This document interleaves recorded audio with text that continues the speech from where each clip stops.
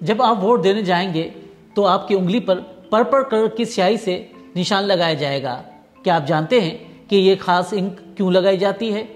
Election commission کا کہنا ہے یہ سیاہی اس بات کو یقینی بناتی ہے کہ ووٹر دوسری بار ووٹ کاسٹ نہ کر سکے، کیونکہ یہ سیاہی اس بات کا ثبوت ہے کہ آپ ووٹ کاسٹ کر چکے ہیں۔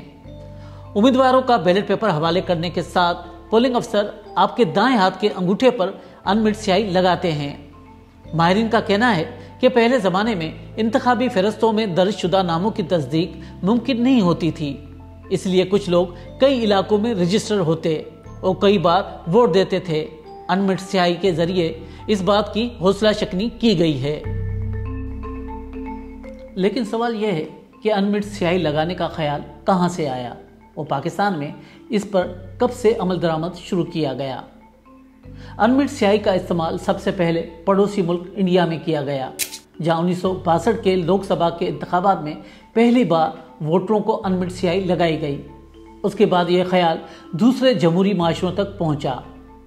پاکستان میں 1970 کے عام انتخابات میں پہلی بار انمٹ سیاہی کا استعمال کیا گیا تھا، جس کے بعد عام انتخابات ہوں یا بلدیاتی انتخابات، انمٹ سیاہی استعمال کی جاتی ہے۔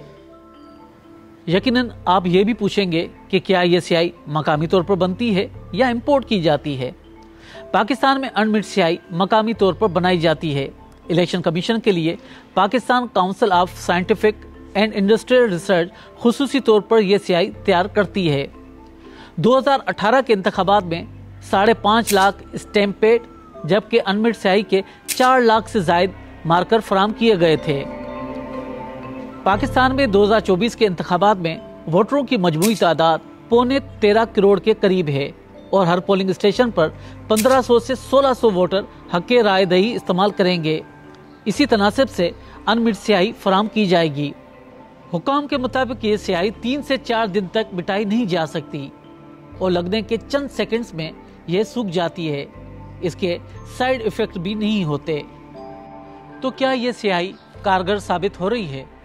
انمٹ سیاہی انتخابی عمل کو شفاف بنانے میں کارگر ہے، اس بارے میں حتمی طور پر نہیں کہا جا سکتا، کیونکہ اس کے مؤثر ہونے پر سوالات سامنے آتے رہے ہیں۔ گزشتہ عام انتخابات میں قومی اسمبلی کے 2 حلقوں سے الیکشن کمیشن کے پاس یہ شکایت آئی تھی کہ یہ سیاہی ناقص تھی۔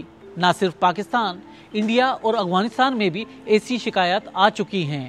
لیکن یہ بھی حقیقت ہے، آپ ووٹ تو دے آتے ہیں، لیکن واپسی میں اس روز کی یاد اس سیاہی کی صورت میں اپنے ساتھ لے آتے ہیں، جو یاد دہانی کراتی ہے کہ آپ جمہوری پروسیس کا حصہ بنیں۔